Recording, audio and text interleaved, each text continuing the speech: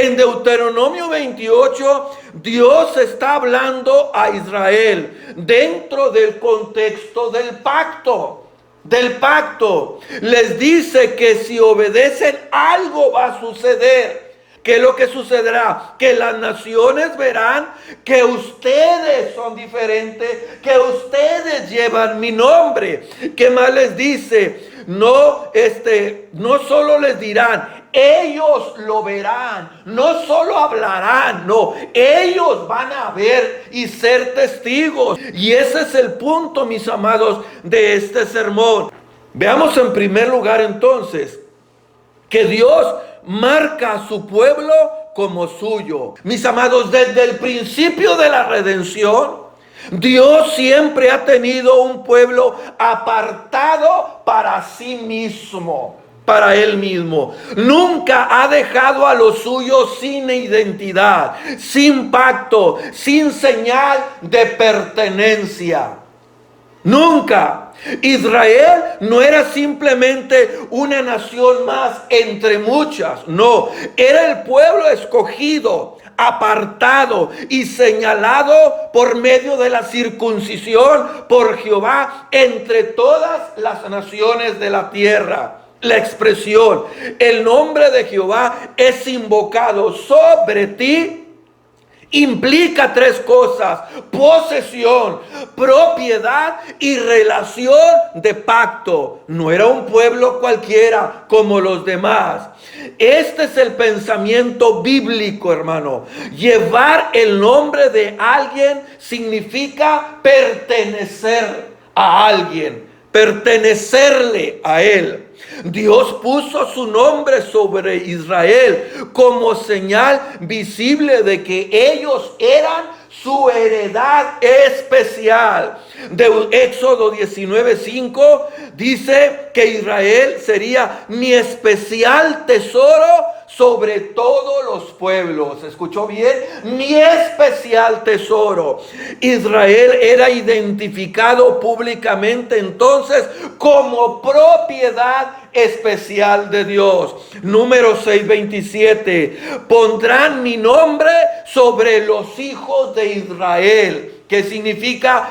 El nombre de Dios estaba sobre ellos como señal de pertenencia a Dios. Mi amado hermano, hoy también, usando la analogía de la fe, hoy también Dios ha marcado a su iglesia como su posesión exclusiva. Así como en el antiguo pacto Dios puso su nombre sobre Israel como señal de pertenencia, hoy en el nuevo pacto Dios ha puesto su nombre sobre su iglesia, no mediante marcas externas o nacionales, sino mediante la obra expiatoria de Cristo en la cruz del Calvario y sellada por el Espíritu Santo, como dice Efesios capítulo 1, versículo 11 y 12. La iglesia no es una organización humana más, no es simplemente una reunión religiosa, una institución moral, no. La iglesia es el pueblo apartado, comprado y sellado y santificado por Dios mismo. Mire lo que dice Primera de Pedro 2:9. Vosotros sois linaje escogido, real sacerdocio, nación santa, escuche bien, pueblo adquirido por Dios, adquirido. Y quiero que observe esa expresión, pueblo adquirido. Eso significa que Dios no solamente me llamó, sino que nos compró para que le pertenezcamos exclusivamente a Él, tú y yo. Antes tú y yo pertenecíamos al reino de las tinieblas, pertenecíamos al sistema de este mundo y pertenecíamos esclavizados a nuestra naturaleza caída. Pero ahora hemos sido trasladados del reino de las tinieblas al reino de su amado Hijo.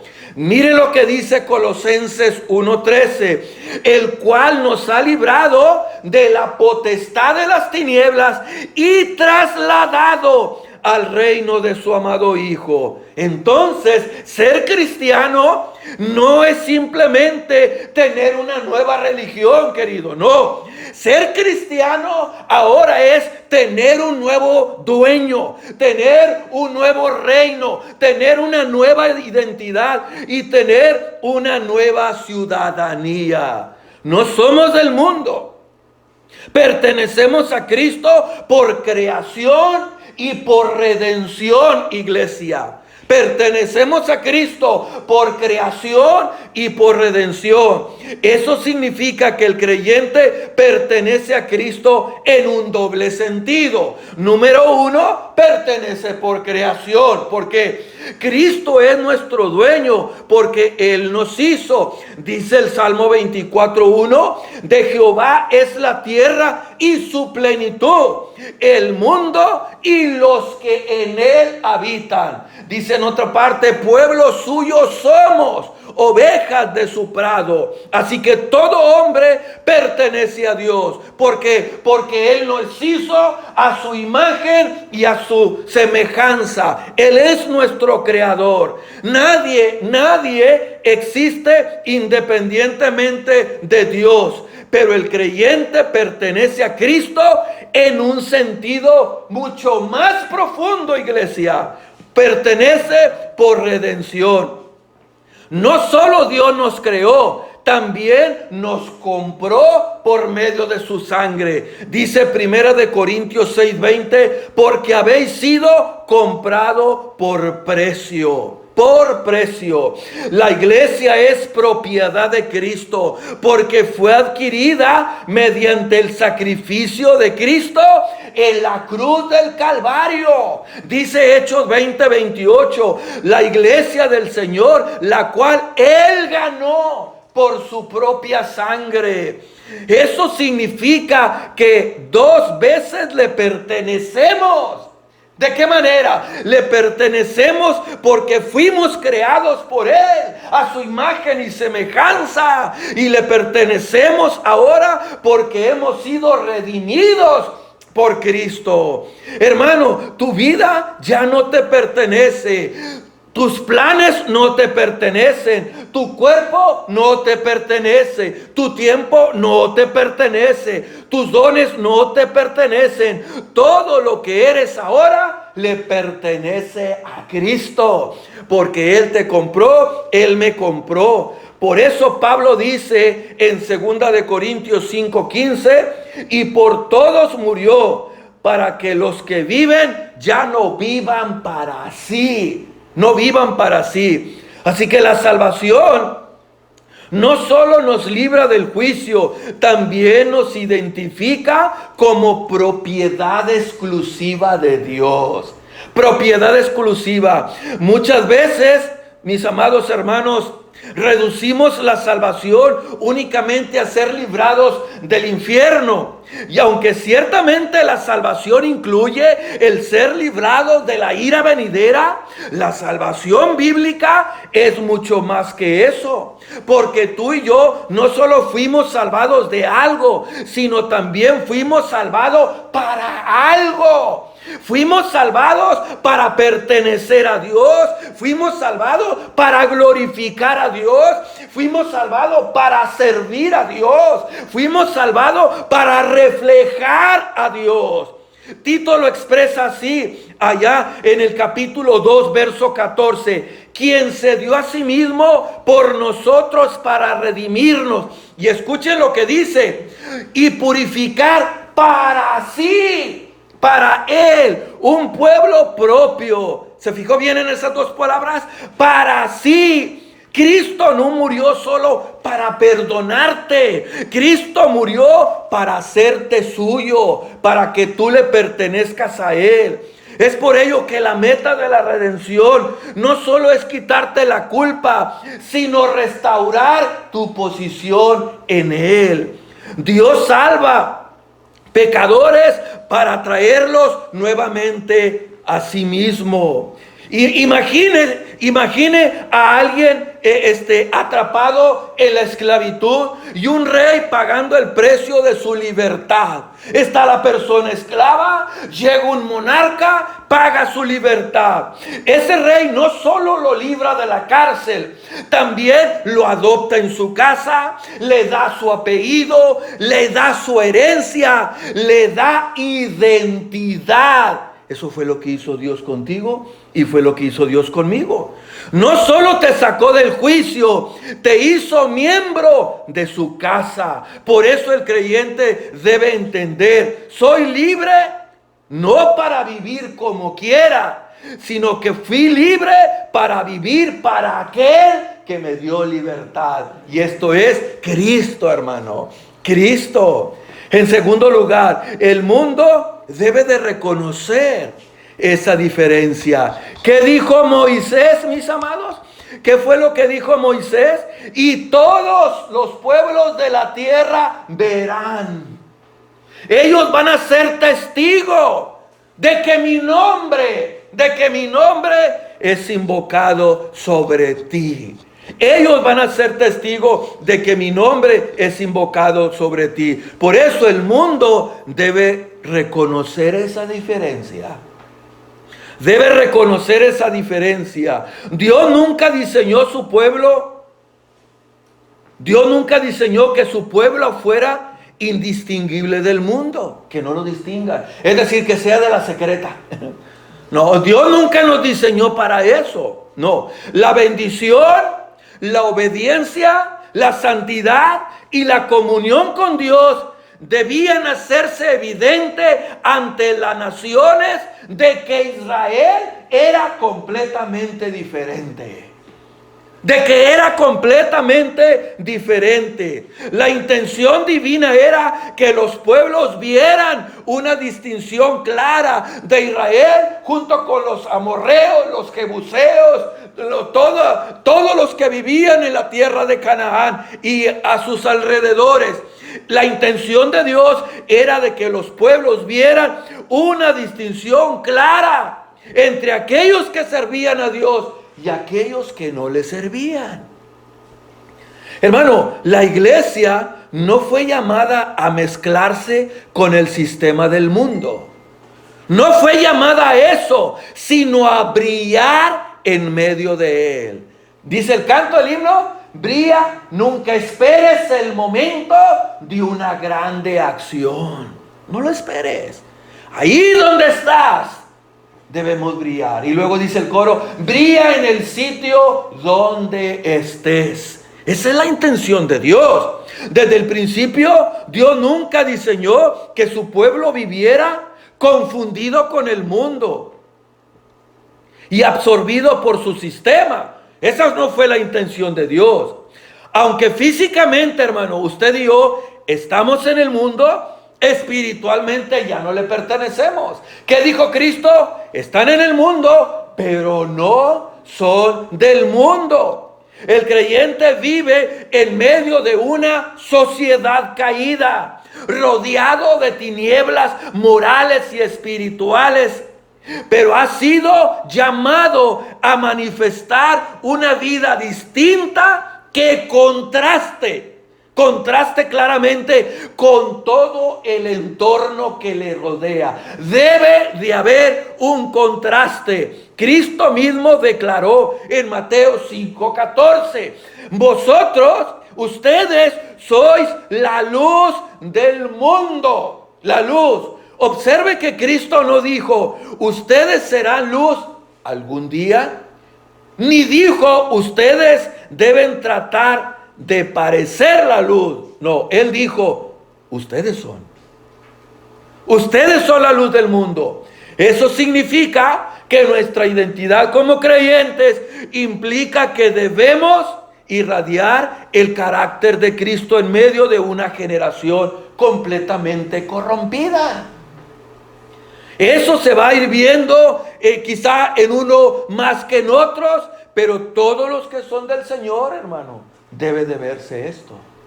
Todos los que son de Cristo. La iglesia no fue llamada a aislarse completamente de la sociedad, pero tampoco fue llamada, mis amados hermanos, a imitar al mundo, de ninguna manera. No, no. La iglesia no fue llamada a aislarse completamente de la sociedad.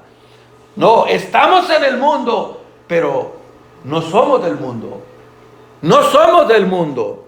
Fue llamada a influenciarla con la verdad, la justicia y la santidad de Dios.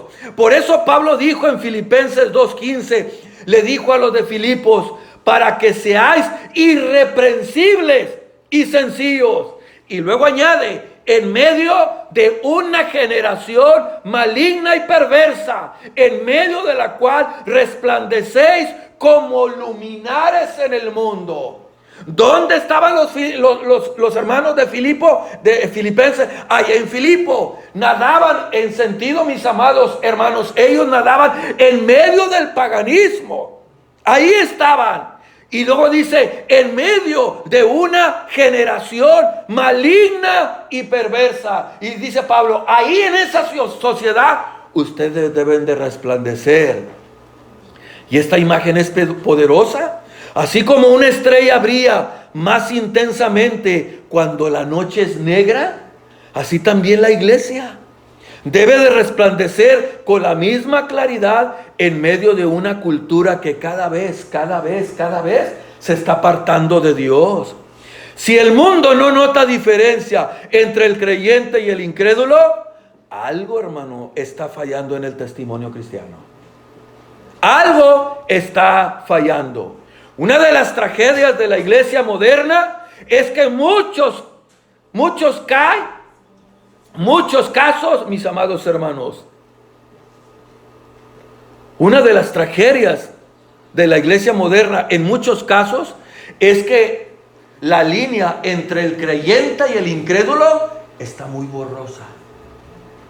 Ese es el problema. Una de las tragedias de la iglesia hoy en día es precisamente esto. Que la línea entre el creyente y el incrédulo se ha vuelto muy borrosa. Muchos profesan a Cristo, pero viven, hablan, piensan y actúan exactamente igual que el mundo. Ese es el problema. Sin embargo, la Biblia enseña que debe existir una diferencia evidente entre ambos. Dice Malaquías 3:18, entonces os volveréis y discerniréis la diferencia entre lo justo y el malo, entre el que sirve a Dios y el que no sirve. Vas a tener discernimiento. Dios siempre ha querido que exista una distinción visible entre su pueblo y aquellos que no le conocen. La fe genuina produce una transformación tan real que el mundo, que el mundo debe poder percibir que hay algo distinto en el creyente. Esa diferencia debe de verse en nuestro modo de hablar. El creyente no habla como el mundo, no participa en vulgaridades, en mentiras, en chismes, ni en corrupción verbal. No participa en eso, iglesia. Antes, dice Colosenses 4:6, sea vuestra palabra siempre con gracia.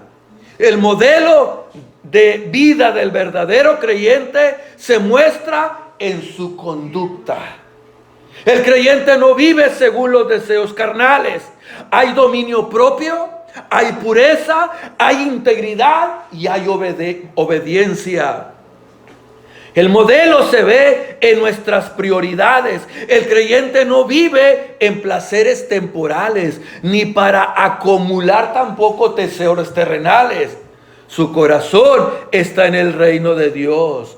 Su reacción ante las pruebas es diferente al que no es cristiano. El creyente enfrenta el dolor con esperanza, porque sabe en quién ha creído él.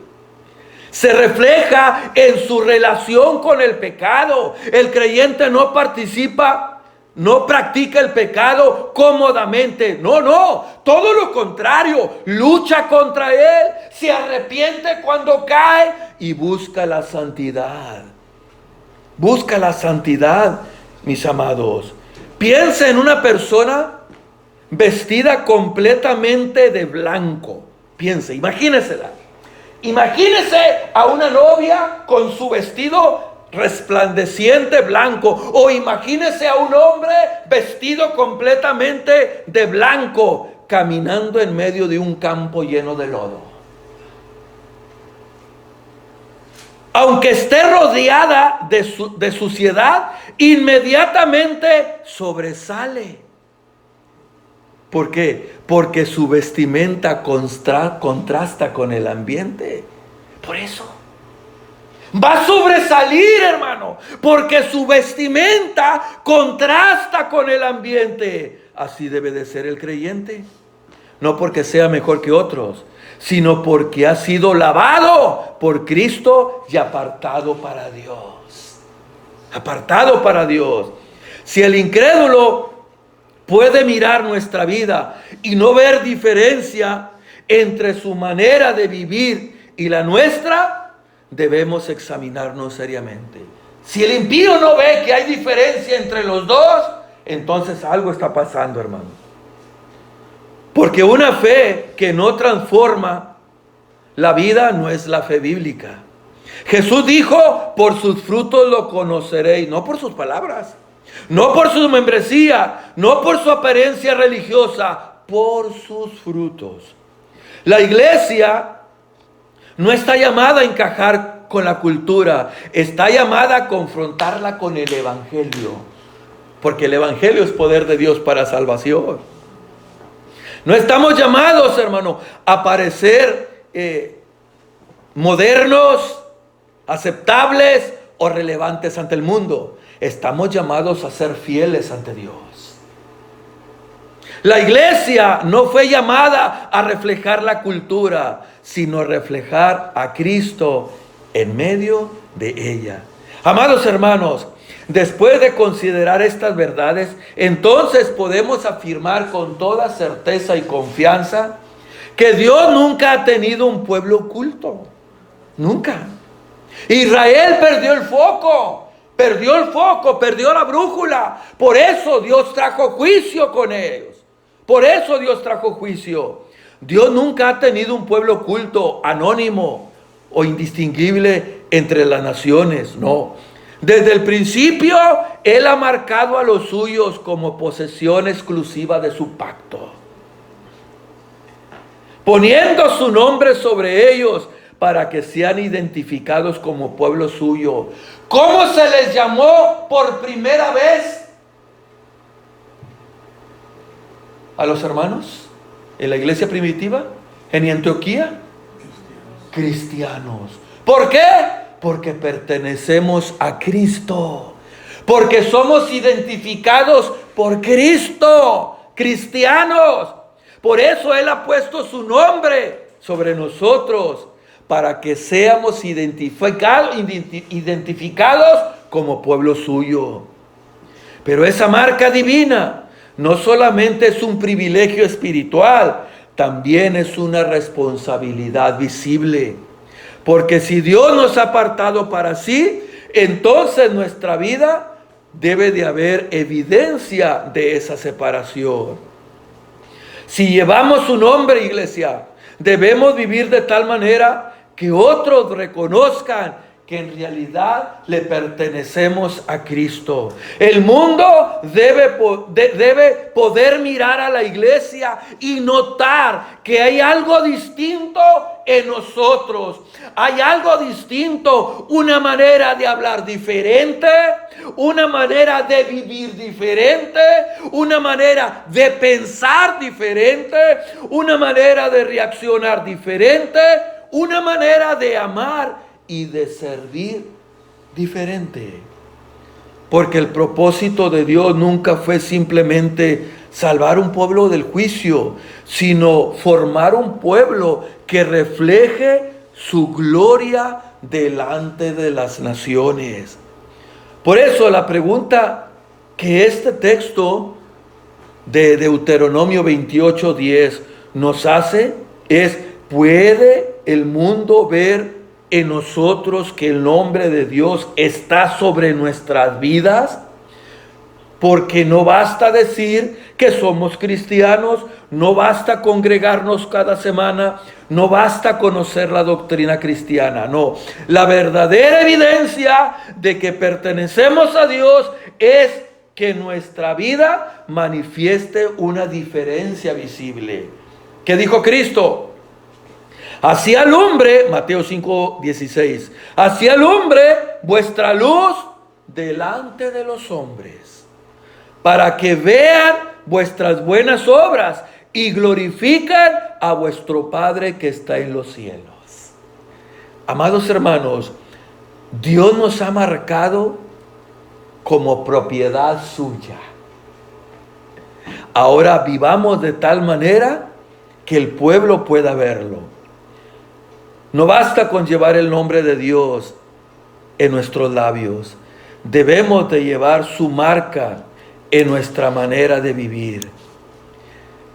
Y verán todos los pueblos de la tierra que el nombre de Jehová es invocado sobre ti, y te temerán.